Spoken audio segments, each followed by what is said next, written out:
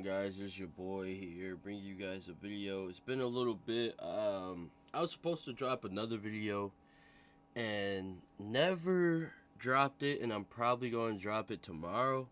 And just do it, just let it fly, basically.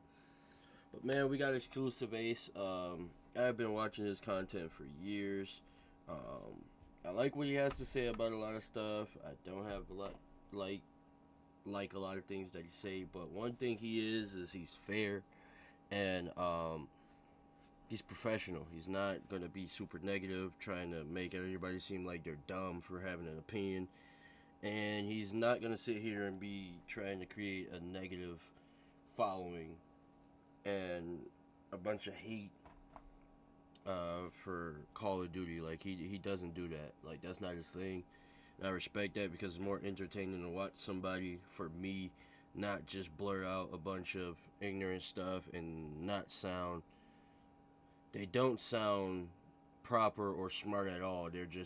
It's just a sound of low intelligence.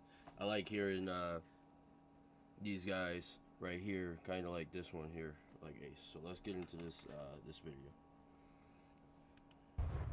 See what he has to say, man. What's up, guys? My name is Ace, and yesterday we got an interesting blog post from the Call of Duty team that revealed a few bits of key information as well as just some vague stuff, and I wanted to go through this today and just share my thoughts on it as we go. And let's just dive right into this. In the first paragraph here, they say, first off, thanks for all the feedback we've received over... Frame's looking bad. What's going on here? Lord have mercy. Over the last few months, Call of Duty has enjoyed long-standing success because of all of you, a passionate community that demands excellence and deserves nothing less. We also know that for some of you, the franchise has not met your expectations fully. To be very clear, we know what you expect, and rest assured we will deliver and over-deliver on those expectations as we move forward. So this part here is obviously super... That is a PR post right there, or paragraph right there. That's a PR paragraph, folks.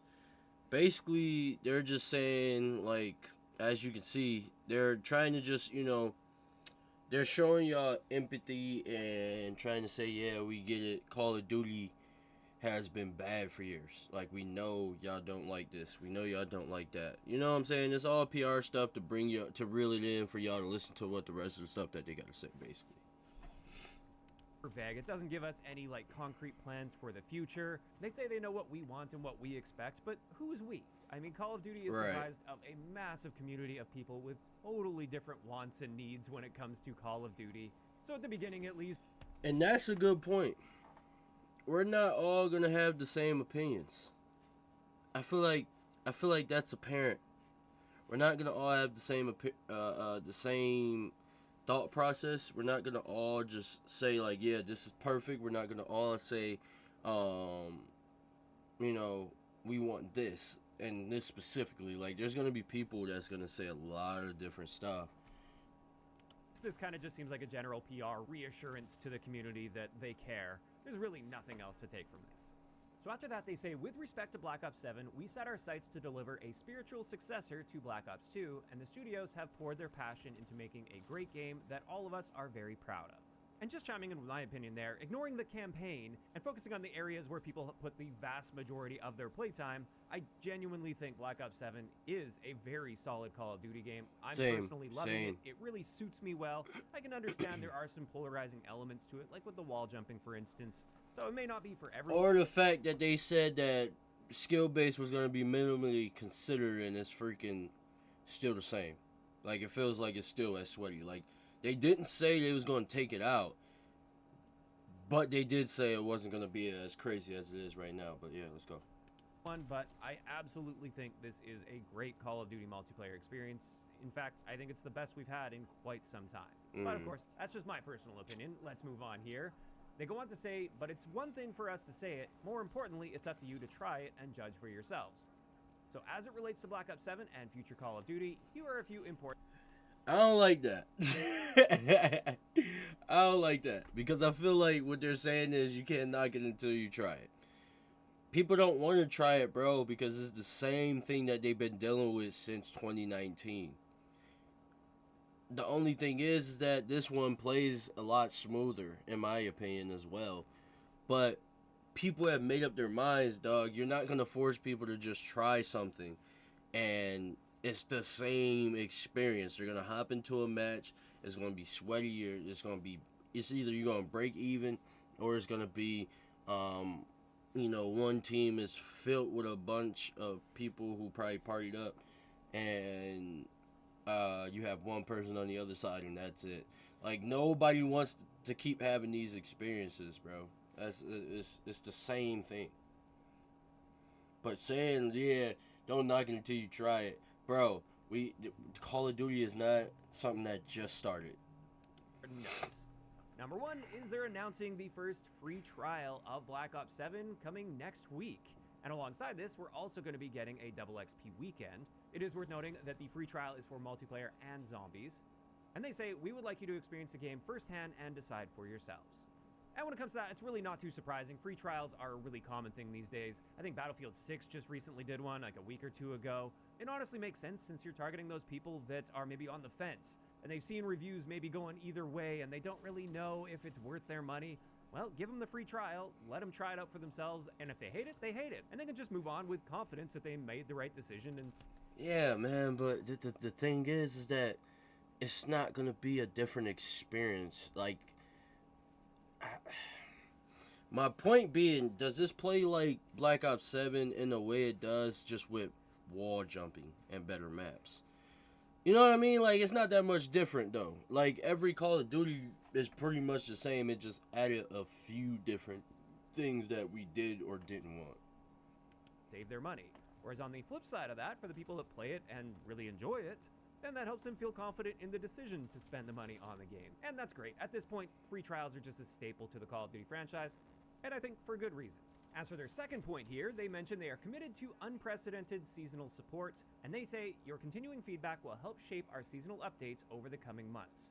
Season 1 is the largest live season ever, and we're just getting started. We won't rest until Black Ops 7 earns its place as one of the best Black Ops games we've ever made. And in this area, so far, so good. Like they say, Season 1 is the largest live season ever, and that's true. The amount of content we're going to be getting throughout the season is incredible. I'm so happy to see the weekly challenges from Modern Warfare 3 are back. So I get that, but that doesn't make the game good, bro, because they got a bunch of content. Like, at least have the game be, you know what I'm saying? I like the type player, don't get me wrong, but I'm just playing devil's advocate. Like, that don't mean other people are going to just like the game. Like, the challenges are cool, but not everybody plays because of the challenges. That's just how I see that. Just about every single week, we're going to have a new gameplay item to try out and play around with. There's plenty of maps and modes and weapons and attachments, and it's a really big season. And if they can keep this up going forward, which they mentioned they are committed to that, that's all great news to me, and I think this could be another case where the numbers might not be high, but I think retention is going to be fairly high, because it does seem for many, at least, that are actively playing the game, they are enjoying it. And this level of seasonal support, I think, will keep them around long term. Now, let's get into the juicy bit of this. For number 3 on their list, they say, our strategy going forward is changing. We will no longer do back-to-back releases of Modern Warfare or Black Ops games. The reasons are many, but the main one is... Tell us the reasons. Shit. We know the reasons. I love this. I love this because I just feel like that means that they're showing us that, yo, like, yeah, like, at the same time, not saying it, we want to hear it, like, I want to hear it, but they're kind of just giving us, like, we all know why we're not doing it. And they're like, y'all already y'all been hitting it on the nail for years. Like, we already know why. This is beautiful. This is beautiful. I'm not mad at this. I'm not mad at this at all. I'm not mad at this at all. What I think they should do, and I think his name is T-Dog, is have Modern Warfare create, like, the storyline. Have Black Ops create, or the vice versa. Or, like, have, like, Raven create the storyline, Modern Warfare do the multiplayer, and Black Ops do the zombies, like something like that, bro. Like, come on. This is beautiful, though. I love this. Is to ensure we provide an absolutely unique experience and every year. And I was actually just talking about this on stream yesterday before this blog went live. And I was essentially saying, I really hope they've learned their lesson from these multiple back-to-back years that they've done, and it doesn't seem to have panned out very well, and it's really contributing to a lot more burnout than normal. And so I was saying, I think they've learned their lesson on this, and I really hope we don't see any more of these back-to-back releases. And so while it's not completely surprising, it's nice to see them officially confirm this. No more of this back-to-back nonsense. But then after that, they go on to say, we will drive innovation that is meaningful, not incremental, and while we aren't sharing those plans today, we look forward to doing so when the time is right. And when it comes to this conversation, I'm always torn because really big, meaningful innovations don't always pan out. In fact, over the years of Call of Duty, the really big changes often don't land, and it can sometimes take years to undo those quote-unquote innovations that really shouldn't have been made in the first place. And so for me, my opinion on this when it comes to Call of Duty is generally I prefer incremental improvements. Take what works, make it a little bit better. Don't throw it out the window and then try to bring in something brand new that's never been tried before, especially when it seems like those things aren't really well thought out, and immediately the community can see a bunch of holes or potential issues with that. I'm looking at you, Infinity Ward, trying to remove the minimap for core game modes in Modern Warfare 2019. Yeah, let them know, let them know. I think this comes in cycles, and I think we are at the stage right now where franchise fatigue and general burnout is at an all-time high, and as a result, I think it is time to be trying another leap forward. And so far, leaks are suggesting, at least from a technical perspective, we're going to be seeing a pretty big leap forward next year with Modern Warfare 4 as it's currently rumored to be. So apparently some major engine upgrades. Also, it's rumored next year they're finally going to be dropping the previous console generation, so that won't be there to potentially hold things back in any way. And I'm very curious to see what they end up doing here when it comes to these big, meaningful innovations.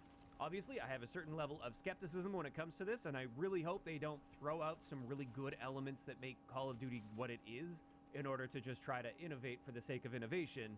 But at the same time, I think some intervention is definitely needed here when it comes to the big picture of the Call of Duty franchise. They need to do something to fight back against that franchise fatigue that has been hitting quite hard. So time will have to tell on that. I'm interested to see what's going on, but a little nervous at the same time. Okay. And this just leaves us with the last paragraph. They say, to be clear, the future of Call of Duty is very strong. This is going to be another PR, hey, we're creating this for you type of thing.